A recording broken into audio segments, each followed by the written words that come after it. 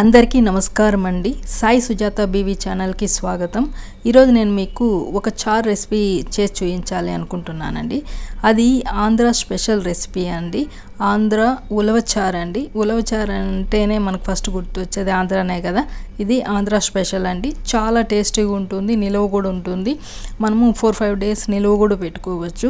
అలాగే ఆ ఉలవలతో బాయిల్ చేసినటువంటి ఉలవలతో సలాడ్ కూడా చేసుకోవచ్చు. ఆ ఉడికించిన ఉలవలతో మనము గుగ్గిళ్ళు చేసుకొని కూడా తినవచ్చు అండి. అంటే తిరగబాతు చేసుకొని తింటాం కదా, అలా కూడా తినచ్చు. ఇందులో చాలా పోషక విలువలు ఉన్నాయండి. ఉలవలు తీసుకోవడం వల్ల వెయిట్ లాస్ అవుతాము. నెక్స్ట్ ప్రోటీన్, ఇంకా చాలా పోషక విలువలు ఉన్నాయండి. కాబట్టి దీన్ని అప్పుడప్పుడు తీసుకోవడం వల్ల మన హెల్త్కి కూడా చాలా మంచిది. కాబట్టి దీన్ని ఈ ఉలవచారుని మనం ఎలా చేసుకోవాలో ఇప్పుడు చూద్దాము. ఈ ఉలవల్ని మనము బాయిల్ చేసే ముందు నైట్ నానబెట్టుకొని మార్నింగ్ బాయిల్ చేసుకుంటే తొందరగా ఉడికిపోతాయండి. అలా లేని పక్షంలో మార్నింగే దాన్ని బాగా కడిగేసుకొని కుక్కర్లో వేసుకొని ఒక 10 విజిల్స్ వరకు పెట్టుకున్నామంటే మెత్తగా ఉడికిపోతాయండి. నైట్ నానబెట్టుకుంటే 5-6 విజిల్కి ఉడికిపోతుందండి. చారు కోసమే అయితే ఎక్కువ ఉలవలు అవసరం లేదండి. ఒక 50 గ్రామ్స్ సరిపోతుంది. ఒక కప్పు ఉలవలు తీసుకొని మనము కుక్కర్లో వేసి ఒక 10 విజిల్స్ వచ్చేదాకా ఉంచుకొని తర్వాత విజిల్ పోయాక ఆ వాటర్ని ఇప్పుడు నేను చూపించిన విధంగా వడకట్టుకోవాలండి. తర్వాత ఆ ఉలవలు ఒక కప్పులో తీసి పక్కన పెట్టుకోవాలండి. ఆ ఉలవలు బాయిల్ చేసినటువంటి ఉలవలు నేను ఒక 4 టేబుల్ స్పూన్లు చారుకు వేసానండి. మిగిలిండేది సలాడ్ చేసుకున్నాను. ఇప్పుడు మనము స్ట్రెయిన్ చేసాం కదా వాటరు, ఆ వాటర్లో ఒక నిమ్మకాయ సైజ్ అంత చింతపండు వేసుకొని నానబెట్టుకోవాలండి. ఇప్పుడు ముందుగా చారు పొడి చేసుకుందామండి. ఇదే మెయిన్ దాని ఫ్లేవర్కి టేస్ట్కి. ఆ పొడి ఎలా చేసుకోవాలో చూద్దాం. ముందుగా 1 స్పూన్ శనగబాలు వేసుకొని కాసేపు వేయించుకోవాలి. అది ఈవెన్గా వేగడానికి ఒక డ్రాప్ ఆయిల్ వేసుకుంటాం. కొద్దిగా ఆయిల్ వేసుకొని వేయించుకుంటాము. తరువాత ఒక 1/2 స్పూన్ మెంతులు వేసుకొని అవి కూడా కాసేపు వేయించుకుంటామండి. ఎప్పుడైనా మెంతులు బాగా వేగాలండి, లేకుంటే చేదు వస్తుంది, గుర్తుపెట్టుకోండి. ఇప్పుడు కాసేపు వేయించుకుంటాము. తర్వాత ఉద్దిబాలు వేసుకొని అవి కూడా వేయించుకుంటాము. కాస్త వేగిన తర్వాత ఇప్పుడు అందులో 1 స్పూన్ జీలకర్ర వేసుకొని అది కూడా ఒకసారి అలా వేయించుకుంటాము. తర్వాత ఒక 1/2 స్పూన్ మిరియాలు అన్నీ వేసుకొని అవి కాస్త మీడియం ఫ్లేమ్లో పెట్టుకొని అవన్నీ కొంచెం బాగా వేగేదాకా మాడకుండా చూసుకోవాలండి. కలర్ చేంజ్ అవ్వకూడదు, కరెక్ట్గా వేగేలాగా చూసుకోవాలా. చూపించాను కదా, అలా వేయించుకోండి.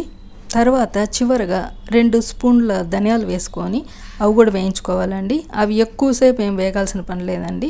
అవి వేడెక్కితే సరిపోతుంది. ఎక్కువ వేగితే మళ్ళీ బాగుండదండి. కాబట్టి చూసుకొని వేయించుకోండి.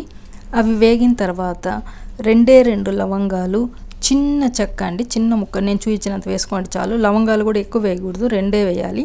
చిన్న ముక్క దాల్చిన చెక్క వేసుకోవాలండి. నేను చూపిస్తున్నా కదా, అంత ముక్క వేసుకోండి చాలు. అవి కాసేపు వేయించుకుందామండి, ఎక్కువ ఏం అవసరం లేదు. ఇవి లవంగము చెక్క మనకు ఫ్లేవర్ కోసం అంతేనండి. దాని ఫ్లేవర్ రాకూడదు. అట్లా 1-2 వేసుకుంటే కర్రీ మనకు మంచి ఫ్లేవర్ వస్తుందండి. ఇప్పుడు మిక్సీ జార్ తీసుకొని నేను చూపించిన విధంగా కొన్ని కొబ్బరి ముక్కలండి, నేను పచ్చివే వేసుకున్నాను, ఒట్టివి కూడా వేసుకోవచ్చు, అంటే ఎండినవి కూడా వేసుకోవచ్చు. అవి కొంచెం పౌడర్ చేసుకున్న తర్వాత ఇప్పుడు మనం వేయించి చల్లార్చి పెట్టుకున్నాం కదండి మసాలా దినుసులు, అవన్నీ అందులో వేసుకొని అన్నీ ఒకేసారైనా మిక్సీ పట్టుకోవచ్చు, లేకుంటే కొబ్బరి మిక్సీ అయినాక అదైనా పట్టుకోవచ్చు.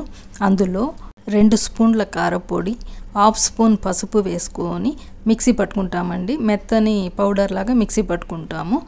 ఈ పౌడరేనండి మనకు మంచి ఫ్లేవరు, ఉలవచారుకు మంచి ఫ్లేవరు, మంచి టేస్ట్ ఇస్తుంది అండి.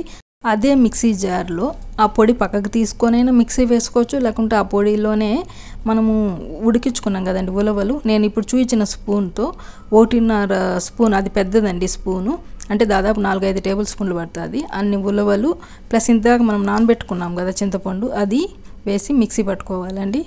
వాటర్ వేసి మెత్తని పేస్ట్ లాగా పట్టుకోవాలి. అలాగే ఇప్పుడు చూపిస్తున్నా కదా, ఒక 8 వెల్లుల్లి, అలాగే చిన్న అల్లం ముక్క మనం కచ్చాపచ్చగా దంచి పెట్టుకోవాలండి. ఎప్పుడు కానీ చారుకు వెల్లుల్లి ఎక్కువ ఉంటేనే టేస్టీగా ఉంటుంది, ఫ్లేవర్ బాగుంటుంది, గుర్తుపెట్టుకోండి. ఇప్పుడు కడాయి పెట్టుకొని అందులో ఆయిల్ వేసుకొని ఆవాలు వేసి చిటపట్లాడేదాకా ఉండనివ్వాలి. తర్వాత ఇందాక మనం దంచుకున్నాం కదా అల్లం వెల్లుల్లి, ఆ పేస్ట్ అందులో వేసుకోవాలి. కచ్చాపచ్చగా దంచుకోవాలండి.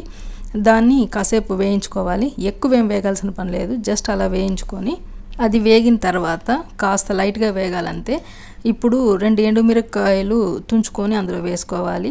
మనము కారం సరిపడా వేసుకున్నామండి మిక్సీ పట్టేటప్పుడే, కాబట్టి జస్ట్ ఒక 2 మిరపకాయలు ఫ్లేవర్ కోసం వేసుకుంటాం అంతే. తర్వాత కరివేపాకు వేసుకొని అవి కాసేపు వేయించుకోవాలి. అవి వేగిన తర్వాత ఇప్పుడు మనము ఇందాక వాటర్ తీసుకున్నాం కదండి, ఆ వాటర్ ఇందులో వేసుకోవాలి. అంటే ఉలవలు ఉడకబెట్టినప్పుడు వడగట్టుకున్నాం కదండి, ఆ వాటర్ అండి అవి అందులో వేసుకోవాలి. తర్వాత మనం ఇందాక పేస్ట్ లాగా మిక్సీ పట్టుకున్నాం కదా, ఆ మిక్చర్, ఆ మసాలా పొడి అవన్నీ ఇప్పుడు ఇందులో వేసుకోవాలి.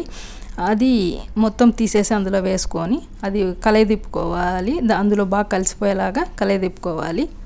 ఆ మిక్సీలో కూడా కాస్త వాటర్ వేసి అది కూడా అందులో పోసేసుకోవాలి. ఇదంతా బాగా ఆ వాటర్లో కలిసిపోయేలాగా కలుపుకోవాలండి. కలుపుకున్న తర్వాత దాన్ని ఉడకనివ్వాలి. ఇది ఉడుకుతున్నప్పుడే ఇందులో మనకు దీనికి ఇప్పుడు పులుపు వేసాం కదండి, చింతపండు వేసాము, ఈ ఉప్పు వేయలేదు ఇంకా. ఆ చింతపండు తర్వాత ఇప్పుడు మనం ఉప్పు వేసుకోవాలి.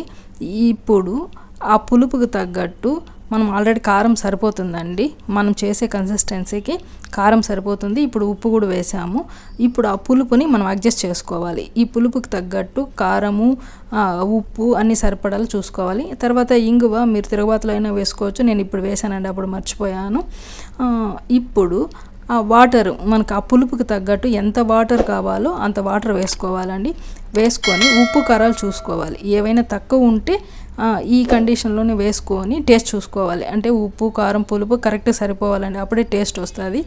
ఎప్పుడు నేను చెప్తూనే ఉంటాను, రసము చారు ఏవైనా పులుపు కరెక్ట్గా ఉండాలి. తక్కువ ఉండకూడదు, ఎక్కువ ఉండకూడదు. రెండుగా ఉన్న, తక్కువ ఉన్నా బాగుండదు, ఎక్కువ ఉన్నా బాగుండదు అనమాట. కరెక్ట్గా ఉండాలి ఉప్పు కారం పులుపు. అవి చూసుకొని దాన్ని ఉడకనివ్వాలండి. మనం రసంలాగా అట్లా ఉడకగానే దించేయడం అట్లా చేయకూడదు, బాగా ఉడకనివ్వాలి.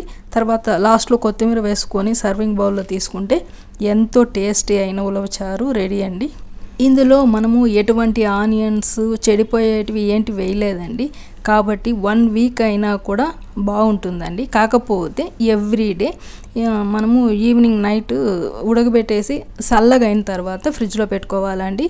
ఒకవేళ 2 డేస్ అయిన తర్వాత ఒకసారి తిరగబాత పెట్టుకోవచ్చండి. అంటే కొత్తిమీర కరివేపాకు వేసి తిరగబాత పెట్టి అందులో కలుపుకొని అవి బాయిల్ చేసామంటే మళ్ళీ ఫ్లేవర్తో సూపర్గా ఉంటుందండి. 1 వీక్ అయినా చెడిపోదు. ఇప్పుడు మిక్సీలో ఉలవలు కొన్ని వేసాను, ఇంకా మిగిలాయని చెప్పాను కదండి. అవి హాట్గా ఉన్నప్పుడే మనం చారుకు తీసేసిన తప్ప మిగిలినవి హాట్గా ఉన్నప్పుడే కాస్త ఎక్కువ వేయకూడదండి సాల్ట్. దానికి సరిపడా కాస్త వేసుకుంటేనే సాల్ట్ మనకు సరిపోతుంది. కాస్త సాల్ట్ వేసి పక్కన పెట్టుకోవాలండి. మనము ఇవన్నీ అయిన తర్వాత మనకు సలాడ్, అది ఈవినింగ్ కావచ్చు లేకపోతే ఆఫ్టర్నూన్ ఎప్పుడైనా మనం సలాడ్ లాగైనా చేసుకోవచ్చు. లేకపోతే మామూలు మనము శనగలు అవి తిరగబాత పెడతాం కదా, అలా అయినా తిరగబాత పెట్టి తినొచ్చండి. నేను సలాడ్ చేశాను, అది మీకు షార్ట్లో పెడతానండి. అంతేనండి. ఇప్పుడు ఉప్పు వేసుకొని ఇలా అయినా తినొచ్చు, బాగుంటుందండి. ఈ వీడియో మీకు ఎంతగానో ఉపయోగపడుతుందని ఆశిస్తూ, మీరు చేసుకొని తిని ఆస్వాదిస్తారని ఆశిస్తూ, ఈ వీడియో కనుక నచ్చినట్లయితే లైక్ చేయండి, షేర్ చేయండి, సబ్స్క్రైబ్ చేసుకోండి friends. Thank you so much. Me Sujatha BV.